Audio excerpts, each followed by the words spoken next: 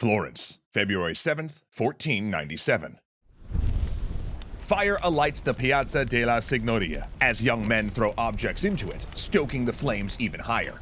Every year at this time, Florence celebrates Carnival, a drunken blowout before Lent with masks, indulgences, and bonfires. But this year is different. This enormous pyre is not celebrating excess, but rather the death of it. The men heave more objects onto the fire. A painting depicting a nude woman, a box of cosmetics, a deck of playing cards, wigs, secular music sheets, books of love poetry, mirrors, sculpture, musical instruments, and carnival masks. Anything that would tempt the city to sin or decadence. A bonfire of the Vanities. But what could possibly possess the center of the Renaissance, a city of art and architecture, a place of learning, to literally burn its cultural achievements? That would be Girolamo Savonarola, the Mad Monk of Florence.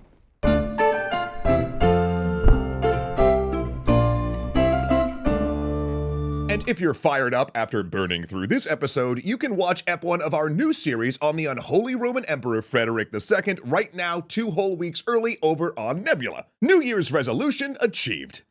In 1492, Lorenzo de Medici is no longer the young, vital man he had been at the time of the Pazzi conspiracy. Now he is 43, and prematurely aged through an unknown condition. His title, the Magnificent, seems a mockery now. Several branches of the Medici Bank have failed, the family's finances in turmoil. In the streets, people call him tyrant, despite the enormous amounts the family has paid to erect buildings, pay taxes, and sponsor great works of art. Yet as he teeters on the edge of eternity, it is his rival, the preacher Savonarola, one of the men who calls him tyrant, who comes to see him. There, Savonarola curses Lorenzo on his deathbed, condemning his soul to hell. Except this is a myth, invented because the reality that Savonarola appears to have made an uneventful visit before Lorenzo died peacefully is just sort of like maddeningly anticlimactic. Because let's be clear, these two had a history, and the moment of Lorenzo's death would mark a major transition for the city. So it just sort of feels like a shift of that magnitude should have involved a dramatic confrontation. But in truth, there was no need, because all Savonarola had to do was wait.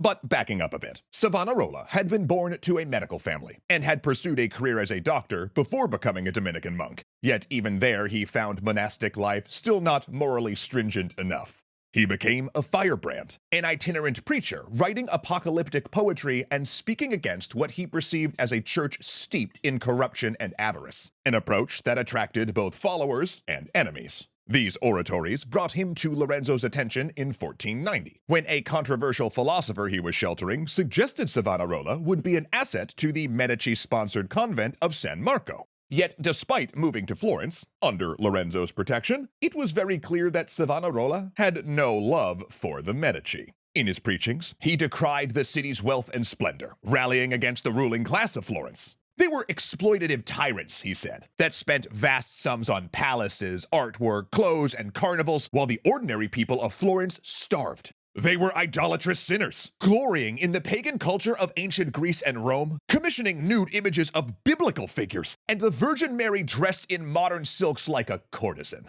Florence must repent, he said, and cleanse itself before God scourged the city. Though he was careful to never mention their name, it was clear that Savonarola was preaching against the Medici and their abominable Renaissance. Yet Lorenzo still allowed him to preach, probably because Savonarola was slamming the corruption of the church and papacy even harder than the Medici. But this tolerance was a critical error, because with Lorenzo's death, Savonarola would make his move. Lorenzo's successor was his son Piero, nicknamed the Unfortunate. Why? Well, because the Medici Bank was in shambles and the population was turning against the family. Meanwhile, the ranks of Savonarola's fanatical disciples, nicknamed the Weepers, swelled until they were a force on the streets. He now shouted prophecy, saying a great king would come from the north and bring reformation to the church. And hearing him, other holy men and women began reporting similar visions. And those visions were vindicated in 1494, when French King Charles VIII crossed the Alps and stormed down the peninsula to assert his right to the throne of Naples. But while the masses were in awe, some did whisper that this was hardly a prophecy, because everyone knew Charles was intending to invade, so I guess. Piero the Unfortunate quickly buckled to Charles's demands, and this moment of weakness was the opening so many in Florence had waited for. In November, the population, whipped up by Savonarola and tired of Medici rule, rose up and expelled the Medici family. Nominally, this uprising did restore the Republic, but it was not exactly the Republic that had existed before the Medici became its shadow rulers, because, now Savonarola was its shadow ruler. In fact, when Florence needed a leadership figure to meet King Charles and convince him to pull back the troops he'd moved into Florence, it was Savonarola. And he succeeded, though not in convincing Charles that his role was to remove the Pope.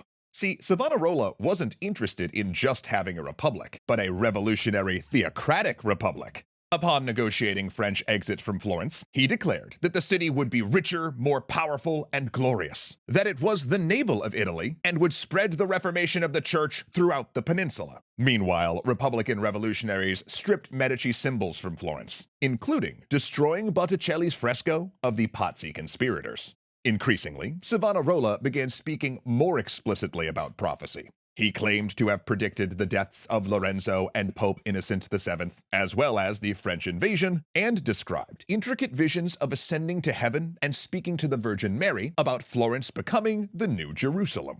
These visions led to a wave of political and social reforms in Florence, reorganizing its government and senate to be more reliant on artisans rather than the bankers and nobles of the Medici era. But the city also passed laws against homosexuality and immodest dress, with gangs of Savonarola followers patrolling the streets to measure necklines and dress lengths. At first, the new pope, the famously corrupt Alexander VI, just sort of let it slide. After all, he was more of a political animal than a spiritual leader, But when Florence refused to join a league against France, Alexander barred Savonarola from preaching and summoned him to Rome. Savonarola abided by the injunction for a few months, though he continued to quietly rule the city. And behind the scenes, the ironies now surrounding Savonarola's victory continued to stack up. Not only was he now the shadow ruler of Florence like the Medici before him, now he was also battling a pope like the Medici before him. More than that, he was also now steering the city's artistic taste.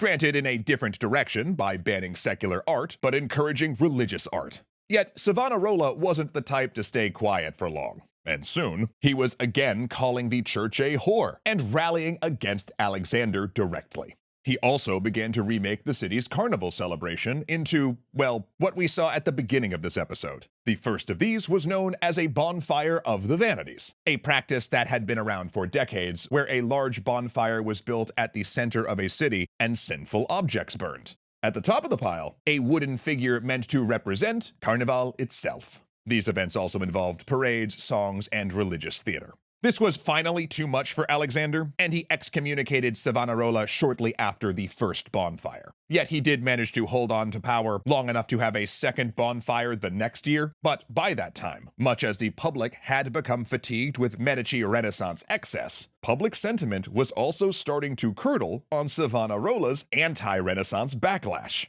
Then, when he was confronted by city leaders, Savonarola was convinced to retreat to his convent. His popularity fading, he did make one last grab for relevancy, claiming that he could perform miracles. But this backfired when a rival Franciscan friar challenged him to prove it in a trial by fire, with the two walking into a bonfire to see who God would protect. Savonarola declined, worrying that he just wasn't safe outside the convent, but a supporter did accept on his behalf.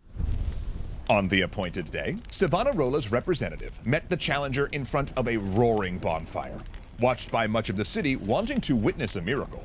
These two men, ready to vindicate or condemn Savonarola, faced off, then proceeded to argue for hours about the rules of a trial by fire, like how's it actually gonna work, like how far do we have to go in, is it gonna matter how long we're in there? Which God are we talking about, like really though? Not that one. But regardless, they argued for so long that a rainstorm rolled in and doused the flames. The mob, interpreting the rain as an omen against Savonarola, and angered that he did not appear himself, besieged his convent and forced him along with his two closest followers out. Arrested and tortured, Savonarola would admit to government interrogators that he'd invented his visions, then recanted that confession, then confessed under torture again. In prison, he wrote, penning some of the works which would later make him a luminary for later Protestant reformers. Eventually, his captors led Savonarola and his 2 disciples to the same place where he'd burned symbols of the Renaissance. And there, they declared the 3 heretics, tore away their Dominican robes, hung them, and burned their bodies. Savonarola's final bonfire of the Vanities. And now that the smoke has cleared on that historical tale, not only can I, start taking down my holiday decorations, but I can also tell you that your votes are in. And our next Extra History series will be all about the unholy Roman emperor himself, Frederick II. I actually didn't know much about this guy before working with Rob on these episodes, and boy, was his life just a cacophony of brutal contradictions. But, I guess that feuding with multiple popes and getting excommunicated a bunch of times will do that to a person. I cannot wait for you to check that out. It's going to be airing 2 weeks from now right here on YouTube, but Happy New Year! It is already up over on Nebula. And that's because over on Nebula, we upload all of our regular Extra History videos at least 1 week early. Not to mention all of our shows, plus videos from the other 200 plus Nebula creators are always ad-free over there, many of whom, like myself, are also trying to innovate through prestige original projects that you just can't see anywhere else. And one Nebula original that I've been really digging lately is Faithless, a Sojourn Story, a kick-ass audio experience and the latest chapter in the award-winning Sojourn series. For real, I've been looking for a great audio adventure to get lost in, and this did not disappoint. But that is just the tip of the original's iceberg, because Nebula is also home to films like Dracula's Ex-Girlfriend, Identities, Boomers, and Night of the Coconut, not to mention shows like Jetlag, War Room, Archaeology Quest, Taboo on Screen, and my personal favorite for, no particular reason, The Getaway. If you have not watched The Getaway yet, and you're watching me now, this is your call. Go watch it. It is phenomenal. You can get all of that and everything else Nebula has to offer for just $3 a month when you sign up for an annual plan at nebula.tv/extrahistory. That's 40% off the regular price, by the way. Then once you've experienced the difference Nebula can make, you can snag gift cards for your friends or even a lifetime membership so you can pay once and never have to worry about it again. Also, with every account, Nebula is offering week-long guest passes so you can share Nebula with your friends without them entering their credit card information so they can see how awesome Nebula is with literally no commitment. It's one of my favorite new features, and I'm so glad we implemented it. Though, again, please be sure to scan our code, I think right about here, or click the link below so you get the discount while supporting our channel, which we very much appreciate. Thank you for helping to keep the history flowing. So you can sign up for Nebula today by clicking right here, or stay on the YouTube machine and check out our next video here, but that one's gonna have ads. Thanks so much to Angelo Valenciana, Arcalite Games, Dominic Valenciana, Foxdog, Hunter Z, Joseph Blame, Kuyakoi, and Ziliad Architectures for being awesome legendary patrons.